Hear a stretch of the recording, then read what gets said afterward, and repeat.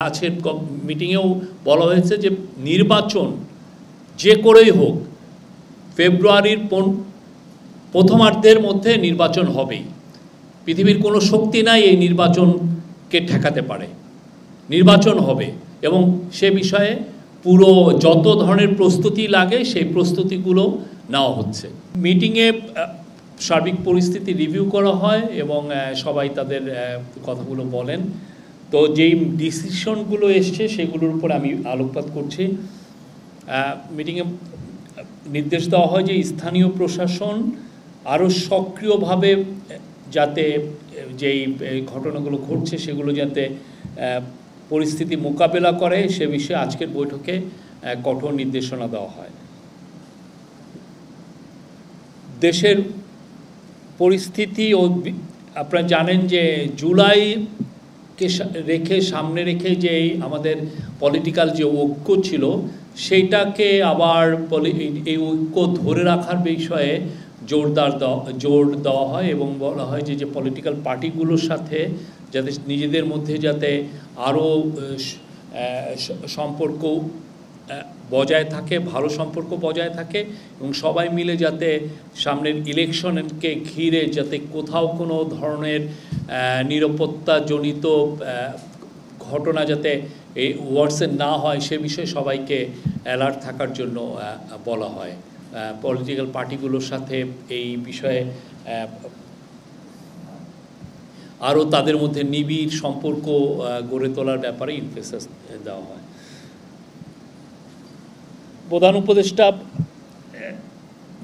বৈঠকে সিদ্ধান্ত হয়েছে ঝটিকা মিছিল সহ বেআইনি সমাবেশের বিষয়ে মনিটরিং জোরদার করতে হবে। এর নেপথ্যে যারা সক্রিয় রয়েছেন তাদের বিরুদ্ধে কঠোর আইনি ব্যবস্থা নেওয়া হবে। প্রধান উপদেষ্টা বলেছেন যে আসন্ন দুর্গাপূজায় অস্থিতিশীল পরিস্থিতি সৃষ্টি করতে নানা রকম ষড়যন্ত্রমূলক চেষ্টা হতে পারে। তিনি বলেন কোট আনকোট, গত বছর দুর্গাপূজায় আইনশৃঙ্খলা পরিস্থিতি নিয়ে ভালো অভিজ্ঞতা ছিল। গত বছর অভিজ্ঞতার জন্য এবছরও কাজে লাগাতে পারি এবং উনি জোর দিয়েছেন যাতে এবার নিরাপত্তা সব ধরনের নিরাপত্তার জন্য খুব আগের থেকেই নেওয়া হয় যাতে কোনো রকমের কোনো বিশৃঙ্খল পরিস্থিতি সৃষ্টি না হয়। বৈঠকে সিদ্ধান্ত হয়েছে যে সাম্প্রদায়িক সম্প্রীতি বজায় রাখার জন্য দেশের সকল ধর্মভিত্তিক সংগঠনের সাথে বৈঠকের জন্য ধর্ম মন্ত্রণালয়কে নির্দেশ দেওয়া হয়েছে। ধর্ম অ্যাডভাইজার অতি শীঘ্রই বিভিন্ন গ্রুপের সাথে কথা বলবেন। কি বুঝলেন ভাই? অনলি যেটাই চাই। সরকার আইন শৃঙ্খলা পরিস্থিতি যাতে উন্নতি হয় তার জন্য সর্বাত্মক কাজ করে যাচ্ছে। আপনাদের বুঝতে হবে যে এই অগাস্ট 5-এর পরে মোর দেন 1615টার মতো ঘটনা ঘটেছে, প্রোটেস্ট বা বিভিন্ন আপনি অন অ্যান এভারেজ প্রতিদিন 4টা করে ইনসিডেন্ট ঘটেছে বা প্রোটেস্ট ঘটেছে সব মিলিয়ে। তার মধ্যে 600টা ছিল এডুকেশন মিনিস্ট্রি সংক্রান্ত। যে এই প্রত্যেকটা জিনিস এই যে একটা আপনি বিপ্লবোত্তর যে ঘটনা, একটা বিপ্লবের পরে মানুষের মধ্যে যে এক্সপেকটেশনটা তৈরি হয়েছে সেখান থেকে দেখা যাচ্ছে যে সবাই প্রোটেস্ট করছেন, সবাই তাদের দাবি দাওয়া নিয়ে রাস্তায় আসছেন, সবাই তাদের কারো না কারো প্রত্যেকটা গ্রুপে। কারণ 15টা বছর অনেকে যেহেতু আগের গভর্নমেন্ট রিপ্রেসিভ ছিল এবং আগের গভর্নমেন্ট ব্রুটালি এই সমস্ত জিনিস ক্র্যাকডাউন, এই সমস্ত প্রোটেস্টকে ক্র্যাকডাউন করেছে, এখন সবাই প্রোটেস্ট করছেন, সবাই তাদের দাবি দাওয়াগুলো এই গভর্নমেন্টের সময় আনছেন।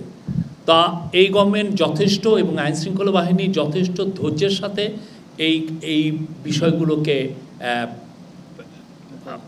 মোকাবেলা করছে।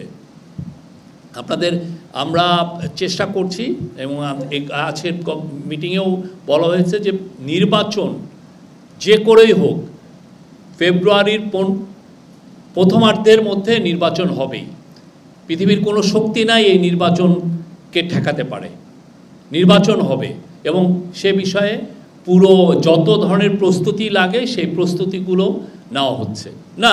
প্রত্যেকটা এটা তো ন্যাক্কারজনক ঘটনা যদি ঘটে তো সরকারের এটা দায়িত্ব একটা নিন্দা জানানো। এটা একটা যে কোনো গভর্নমেন্টের, যে কোনো দেশের যে কোনো গভর্নমেন্টের যে কোনো ঘটনা যেটাকে নিন্দা জানানো উচিত, সেটা তো একটা গভর্নমেন্টের একটা দায়িত্বের মধ্যে পড়ে। আর আপনি যদি মনে করেন যে না আমরা এই ঘটনাগুলো কেন হচ্ছে সেটা যদি বলতে চান তাহলে তো উনি তো বললেন যে রাজবাড়ির ঘটনায় ডিসি এই যে কমিটির সাথে 2 দফা মিটিং করেছেন, টিএনও সেভারাল টাইমস তাদের সাথে কথা বলেছেন। তো এখন স্থানীয় পর্যায়ে তাদের সাথে বারবার মিটিং করা হচ্ছে। তারা প্রেস ক্লাবে যে ওনারা তাদের কমিটমেন্টেরও কথা বলেছেন যে তারা তাদের যে বিক্ষোভ এটা শান্তিপূর্ণ রাখবেন। এখন যদি তারপরে যে তারা এই ঘটনাটা ঘটলো, তো এখন এই ঘটনাটা তো খুবই বলবো যে ন্যাক্কারজনক একটা ঘটনা। তো এটা তো গভর্নমেন্টের এটা একটা দায়িত্বের মধ্যে পড়ে যে সে এইটাকে নিন্দা করবে। সে গভর্নমেন্ট এই জায়গাটা তো এটা তার বলিষ্ঠ, তার যে কণ্ঠ এটা তো বলতে হবে। আর অ্যাকশন কি প্রত্যেকটা ঘটনায় আমরা অ্যাকশন নিচ্ছি, এমন না যে বসে থাকা হচ্ছে। নুরুল হক নূরের ঘটনায় আপনারা জানেন আমরা ঘোষণা দিয়েছি যে একটা ইনভেস্টিগেটিভ কমিটি হয়েছে। তো তারা ইনভেস্টিগেট করে দেখবে যে ঘটনাটা কোথায় কিভাবে হলো, কার এখানে দোষ ছিল, কেন এই ঘটনাটা ঘটলো, সবই তো দেখা হচ্ছে। আর ইয়ের ক্ষেত্রে অলরেডি 7 জন অ্যারেস্টে হয়েছে এবং তারা এই রাজবাড়ির ক্ষেত্রে 7 জন অ্যারেস্টেড হয়েছেন উনি বললেন, এবং যারা যারা এইটায় জড়িত সবাইকে আইনের আওতায় আনা হবে।